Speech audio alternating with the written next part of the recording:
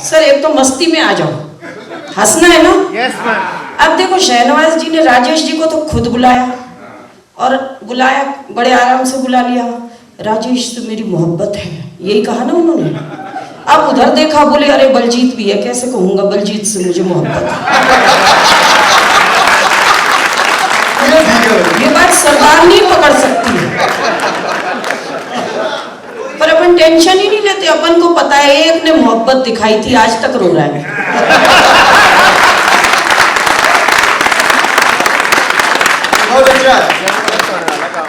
तो अपन टेंशन लेते ही नहीं।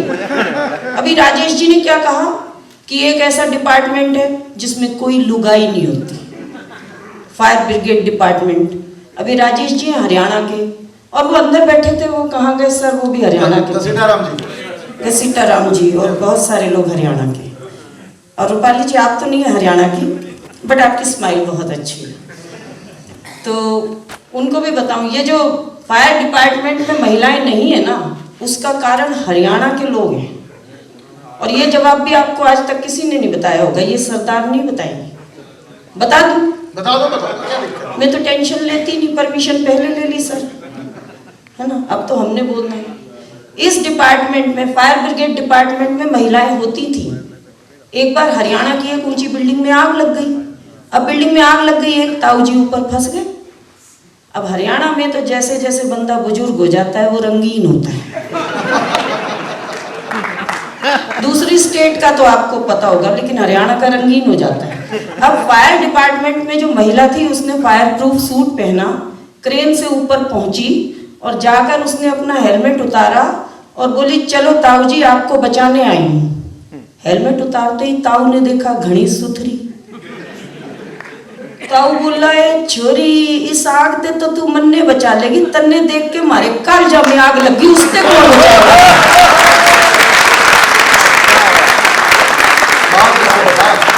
बस उस दिन से ये कहा गया कि ये महिलाएं इस आग से तो भौतिक आग से बचा लेती हैं, पर दूसरी आग लगा लेती हैं, इनको नहीं ले जाना इस डिपार्टमेंट। और बाकी हम तो टेंशन लेते ही नहीं, सरदारों ने तो कभी टेंशन ली नहीं। वो तो जिस चीज को भी अपना बना लेते हैं। एक जगह लड़ाई हो रही थी हनुमान जी को लेकर। अच्छा एक चीज और, राजेश जी अभी कुछ गणतंत्र का मतलब सिखा रहे थे, उसमें कुछ ऐसा सिखाया कि गण और पति, भाई अपन तो अपने मतलब का सीख लिया। आज जाके अपने पति को कहेंगे कि हर 26 जनवरी पे तुम हमारे गणतंत्र हो, तुम गण हो, पत्नी का ध्यान रख लो, राजेश जी ने कहा है। अपन को तो अपने मतलब की बात सुनाई देती है, इसलिए टेंशन नहीं। अच्छा एक जगह हनुमान जी को लेकर लड़ाई हो रही थी और सारे धर्मों के लोग लड़ रहे थे। हिंदू कहने लगे हनुमान जी हमारे, मुस्लिम कहने लगे हमारे। अब पूछा गया तर्क दो, तो हिंदू ने कहा भगवान राम हमारे, तो फिर भगवान राम के शिष्य हनुमान, इसलिए हनुमान हमारे। मुसलमान से पूछा गया आप कैसे कह रहे हो हनुमान हमारे। मुस्लिम व्यक्ति ने जवाब दिया, बोले नाम देख लो, रहमान, सुलेमान, हनुमान। अब क्रिश्चियन भी आ गया, बोले हनुमान क्रिश्चियन थे।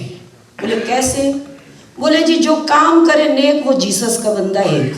हनुमान जी ने सीता मैया को बचा के नेक काम किया, तो वो क्रिश्चियन। हूं सरदार जी आ गए, बोले पीछे हटो, हनुमान थे सरदार सी। बोले कैसे, बोले दूसरे की बीवी के लिए तीसरे का घर जला के आए, ये काम सरदार।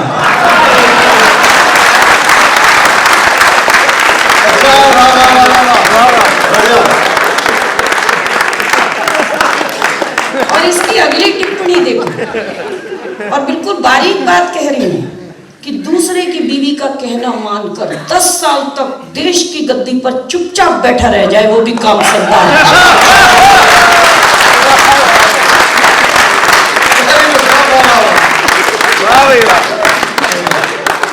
अपन तो टेंशन लेते ही ना, देते भी नहीं, जरूरत ही नहीं है, सामने वाले खुद लेते रहे। आप लोगों की यहाँ लड़की बड़ी हो जाती है, शादी के लिए लड़का ढूंढते हो। मैं तो ग्वालियर की बेटी हूँ, उस समय तो मोबाइल भी नहीं चलते थे। आप लोगों के यहाँ लड़की बड़ी हो गई, शादी के लिए लड़का ढूंढा जाता है। हमारे यहाँ लड़की बड़ी हो जाए, शादी के लिए सरदार ढूंढा जाता है। अब एक सरदार जी ढूंढे गए जब मेरी शादी करनी थी, वो घर आ गए। जब ग्वालियर में मैं थी तो पापा मम्मी ने कहा कि एक कमरे में यहाँ तुम दोनों बैठ के चाय पियो और आपस में बात करो। बोले हम दूसरे कमरे में बैठे हैं। एक सरदार जी बिठा दिए सामने, टेबल बीच में। 5 मिनट हो गए चाय पीते जाए, बोले ही कुछ नहीं। मैं कहा सरदार जी कुछ तो बोलो। सरदार जी बोले पैण जी किन्ने पैण भरा। मैं कहा सत श्री अकाल वीर जी, चलो तुसी अभी तक एक भाई था, तुसी दूसरे हो गए। अच्छा उस समय मोहल्ले में चर्चा हो जाती थी, सारे मोहल्ले में चर्चा हो गई। जहां मैं जाऊं सब कहने लगे ओ जेड़ा मुंडा आया सी उन्हों तू वीर जी क्या। मैं क्या हाँ। बोले वो तेन भैन बना गया। मैं क्या आहो। यही चर्चा होती रही, हूं तो मैं भी सरदार नहीं। फिर एक सरदार जी आए, फिर कमरे में वही हुआ, बिठा दिया गया। बोले आपस में बात कर लो, 1 मिनट 2 मिनट 10 मिनट। इस बार मैं बोली वीर जी कुछ तो बोलो। वो खड़े हो गए, बोले सत श्री अकाल, राखी वाले दिन आ जाऊंगा। अब सबने कहा इनको अकेले ही नहीं बिठाना, जो लड़का मम्मी डैडी ने पसंद कर लिया मुझे और उनको अकेले ही नहीं बिठाया, सीधे शादी कर दी। लेकिन कब तक नहीं बिठाओगे। अब बिठाया जब शादी के बाद कमरे में, वो डरे बैठे कि बहन जी नहीं बोलना, मैं भी डरी बैठी वीर जी नहीं बोलना। 5 मिनट हो गए, मैं डरते डरते बोली कुछ तो बोलो। बोले अपने घर बता के आई है ना, आज रात यही रुकेगी।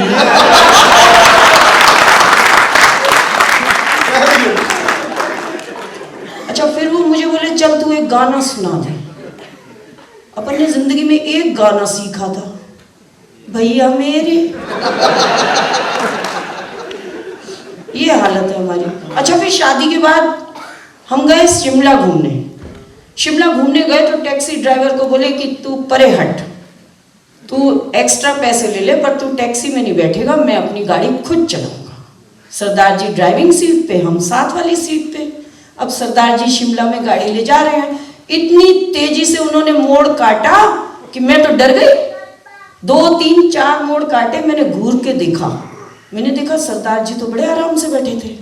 मैंने कहा सरदार जी इतनी तेजी से मोड़ काटते हो, आपको डर नहीं लगता। बोले डर तो तब लगे जब मोड़ काटते समय मैं अक्खां खुलियां रखा। बोले मोड़ आता है मैं आंखें बंद कर लेता हूं, कट गया ते सतनाम नहीं ते वाहिगुरू जी।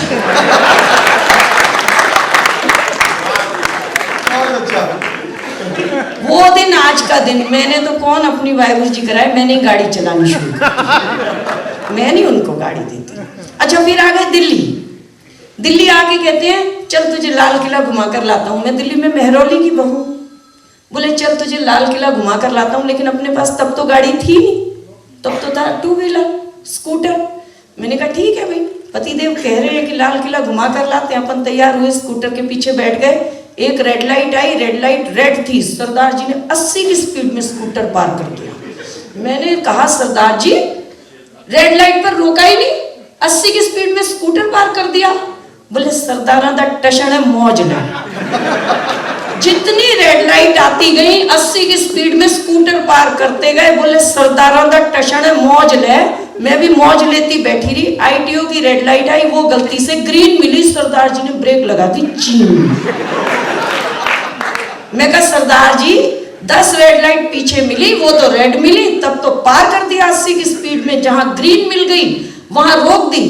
बोले मूर्ख, इतना भी नहीं समझती। उधर से दूसरा सरदार टशन में मौज लेता आ गया तो एक्सीडेंट हो जाएगा।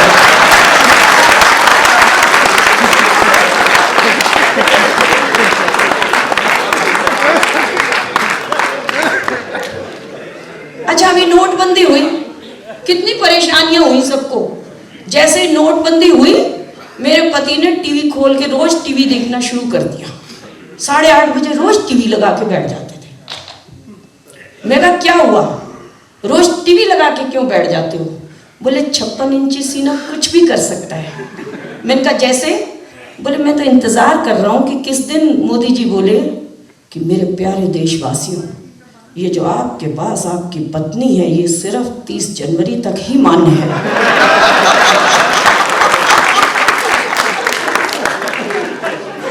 पर अपन ने टेंशन ही नहीं ली। कारण जो पति एक 500 रुपए का नोट बदलवाने लाइन में नहीं लगा, वो 55 किलो की पत्नी बदलवाने कहां लाइन में जाएगा। अपन ने टेंशन ही नहीं ली। और बाबूजी आप जैसे एक हमारे, अब हो सकता है वो आप ही हो, और क्या, मैं क्यों बताऊंगी। इधर बैठे हैं, एक उधर बैठे हैं। जिन दिनों ये नोटबंदी हुई, बैंकों में बड़े तमाशे हुए।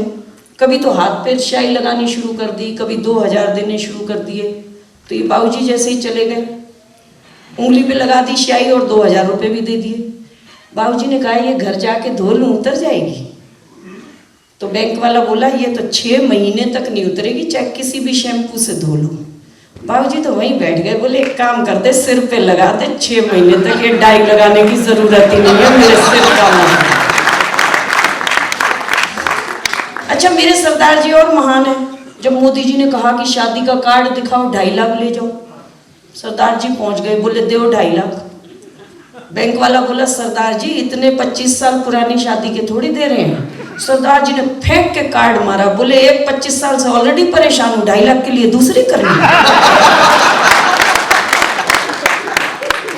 बहुत अच्छा। अच्छा, अब तो सर इतना बढ़िया हो गया कि सारी लेडीज इतने बढ़िया से बैठी हुई हैं। एक नोटबंदी के बाद मैं और अनिल जी, राजेश जी, हम एक कार्यक्रम में गए। वहां पर सारी औरतें, हम उस कार्यक्रम में गए, सारी औरतें घूंघट में बैठी। अच्छा, हम बड़े खुश हुए। अनिल जी ने कहा कि भाई मैंने पहला प्रोग्राम देखा है, आयोजक की बड़ी तारीफ की। बोले सर मैंने पहला प्रोग्राम देखा, आप तो भारतीय संस्कार लेकर घूम रहे हो, ये सारी औरतें इतना घूंघट किए बैठी हैं।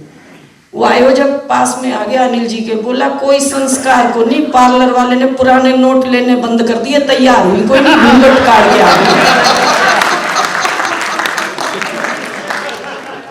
अच्छा, मैं हंसाती क्यों हूँ, मैंने हंसी क्यों चुनी है, 4 पंक्तियां आपको सौंप देती हूँ जो मेरे जीवन का उद्देश्य है। बाकी मैं अपने जीवन में, जैसे मैंने बताया, ऐसे कुछ भी सुनती हूँ तो मैं अपने जीवन में उतार लेती हूँ। बहुत सी बातें मैंने राजेश जी से सीखी, बहुत सी बातें शहनवाज जी से सीखी। और मैंने हंसाना क्यों चुना, ये मेरे जीवन का लक्ष्य है, ये मेरे जीवन का उद्देश्य है कि किसी को चाह लो तो चाहत हो जाती है। Very good. चाहत और कुछ भी नहीं है, आप जिसको चाह लोगे वो चाहत है। हो सकता है दूसरे को वो अच्छा ना लगे, पर अगर हमें अच्छा लगता है वो हमारी। किसी को चाह लो तो चाहत हो जाती है, अपना बना लो तो आदत हो जाती है। मैंने जान लिया दिल में रहता है खुदा, लोगों को हंसा लो इबादत हो जाती है।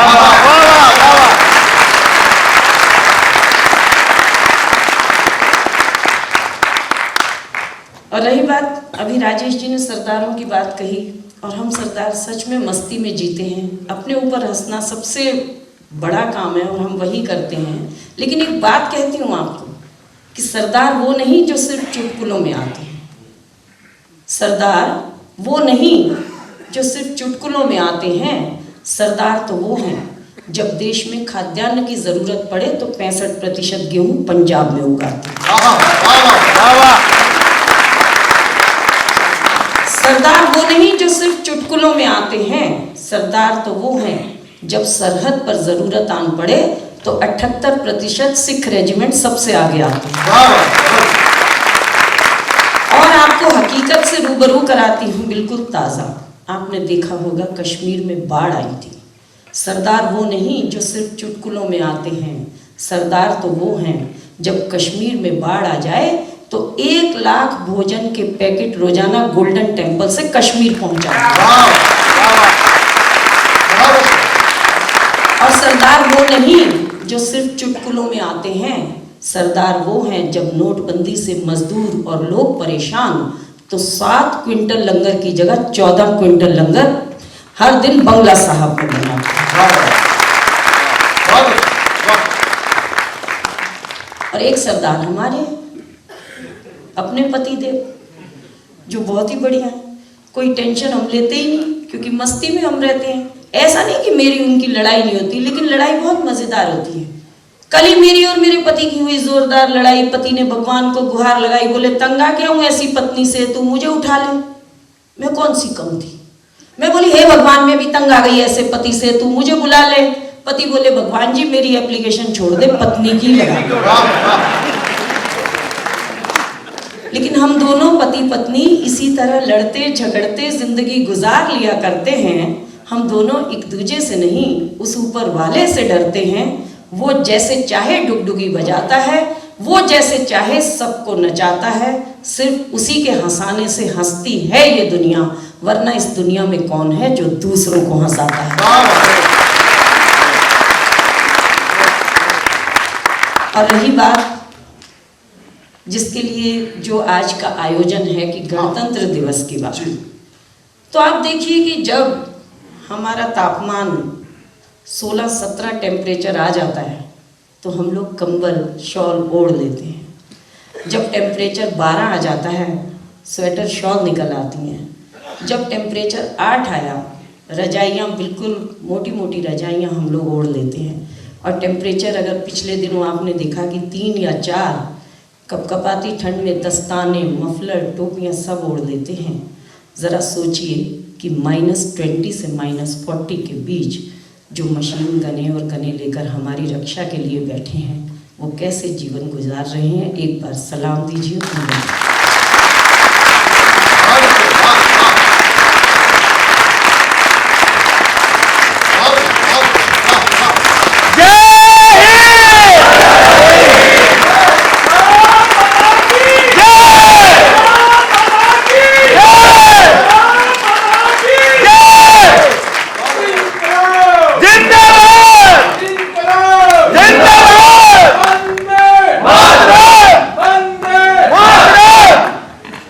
बहुत शुक्रिया जिन लोगों में देश प्रेम का इतना जज्बा हो। आज मुझे और एहसास हो गया कि कैसे लोग देश की खातिर हंसते हंसते जान दे देते हैं। और मुझे लगता है कि उस माँ का जिगरा कितना बड़ा होता होगा जो माँ अपने बच्चों को वहाँ भिजवा देती है। तो ज़रूरी नहीं कि कोई मेरे परिवार से ही जाए या मेरे पड़ोस से या मेरे कुनबे से जाए। 4 पंक्तियाँ सौंपती हूँ कि यूं तो उसका तुझसे न मुझसे कोई नाता है। यूं तो, जो सेना के किसी सैनिक की बात कर रही हूँ, कि यूं तो उसका तुझसे न मुझसे कोई नाता है, पर मत भूलना उसको जो सरहद पर जाता है। मैं हंसूं तुम हंसो और हंसता मेरा देश रहे, इन खुशियों की खातिर वो खुद लिपट तिरंगे आता है।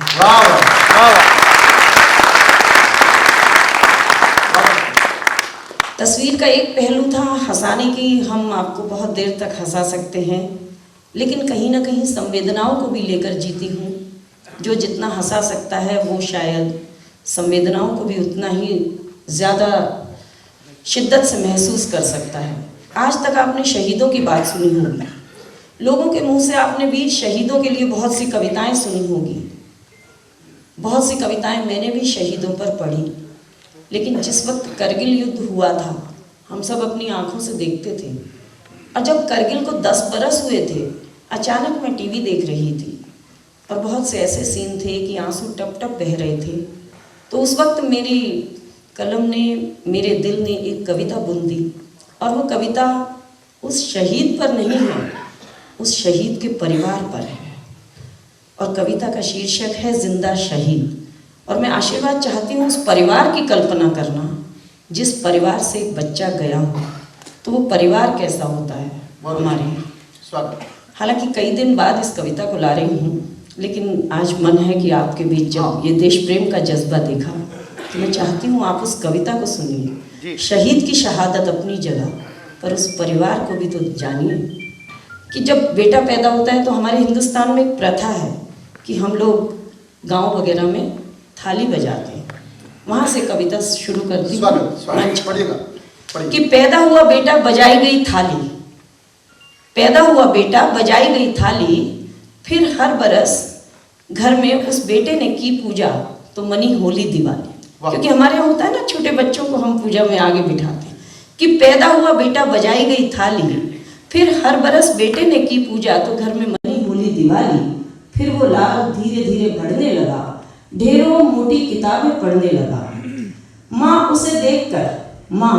उसे देखकर उसकी बलाएं उतारती थी, और जवां बच्चे को देखकर अपनी आंखों में हजारों सपने संवारती थी। जवां होकर बेटे ने माँ के हाथ एक लिफाफा थमाया, जवां होकर बेटे ने माँ के हाथ एक लिफाफा थमाया। माँ ने देखा बेटे ने इंजीनियरी डॉक्टरी के सारे सपनों को ठुकराया। बेटा बोला बेटा बोला, माँ फौज में जाना चाहता हूँ, क्या आपका आशीर्वाद पाऊँगा? माँ आपका इकलौता बेटा हूँ, बतला दो क्या मैं फौज में जा पाऊँगा? वाह माँ ने रख पत्थर कलेजे पे, माँ भारती धरती माँ। माँ ने रख पत्थर कलेजे पे माँ भारती को बड़ा बनाया और अपने इकलौते बेटे को सरहद पर भिजवाया। वाह अब होली दिवाली वो बेटा घर ना आता था, या अब होली दिवाली वो बेटे घर ना आते थे, बस फोन पर ही माँ बाबा और बीवी बच्चों से बतियाते थे। ऐसे में एक दिन करगिल का एक ऐसा दिन भी आया जब बच गया मेरा करगिल, पर माँ का वो लाल बच न पाया। जरा सोचिए जिस बेटे क्या बीता होगा उस माँ पर, जिस बेटे के जन्म पर जिसे ढेरों मिली बधाई थी, क्या बीता दिल पर जब उसकी लाश लिपट तिरंगे घर आई। वाह दे तोपों की सलामी तिरंगा उड़ा दिया गया और माँ के उस लाल को हमेशा के लिए सुला दिया गया। आज भी माँ को अनायास जब अपने बेटे की याद आती है, वो तत्काल फोन करने के लिए फोन को उठाती है, फिर याद आ जाता है कि बेटा तो है नहीं दुनिया में। मार माथे पर फोन वो बिलख बिलख जाती है, तब तन्हा की ये लेखनी कहे वो माँ जिंदा शहीद कहलाती है। वाह वाह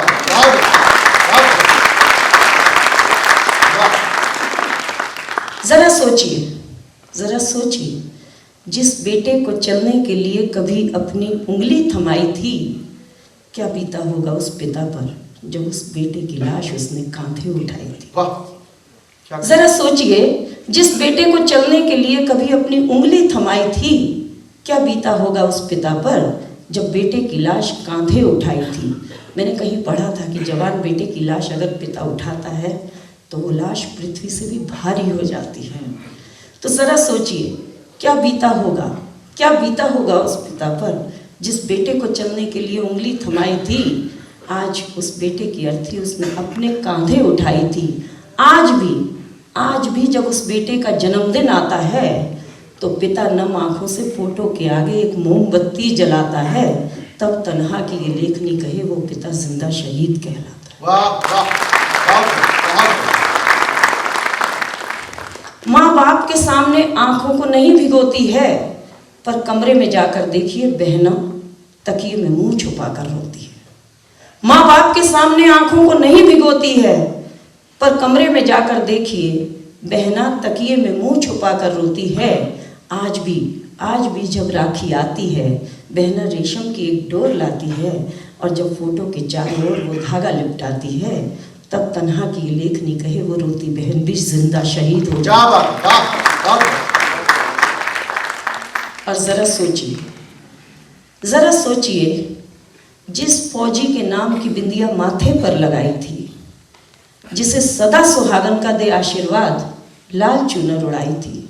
और बारीक बात कह रही हूं उसे समझना, ऐसा नहीं कि सदा सुहागन का कह जिसे लाल चुनर उड़ाई थी, हमारी सदा सुहागन की दुआओं में असर कम नहीं था, पर अपना सुहाग माँ भारती को उस दुल्हन ने कर दिया अर्पण था। वाह सदा सुहागन की दुआओं में असर कम नहीं था, पर अपना सुहाग उसने माँ भारती को कर दिया अर्पण था।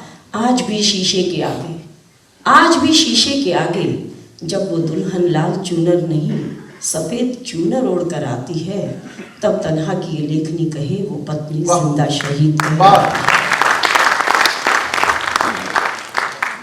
छुट्टी में घर आएंगे पापा, ये कह माँ बच्चों को सुलाती थी।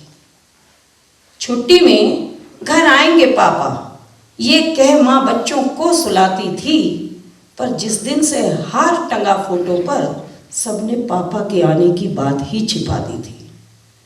छुट्टी में घर आएंगे पापा, ये कह माँ बच्चों को सुलाती थी, पर जिस दिन से हार टंगा फोटो पर, घर आएंगे पापा, सबने ये बात ही छिपा दी थी। फोटो में पापा देख देख जब वो बच्चे बड़े हो जाते हैं, तब तन्हा की ये लेखनी कहे वो बच्चे भी तो जिंदा शहीद कहलाते हैं। मेरी ये कविता ऐसे जिंदा शहीदों को लाखों सलाम करती है और ये कविता तन्हा उन शहीदों के नाम करती है। वाह वाह।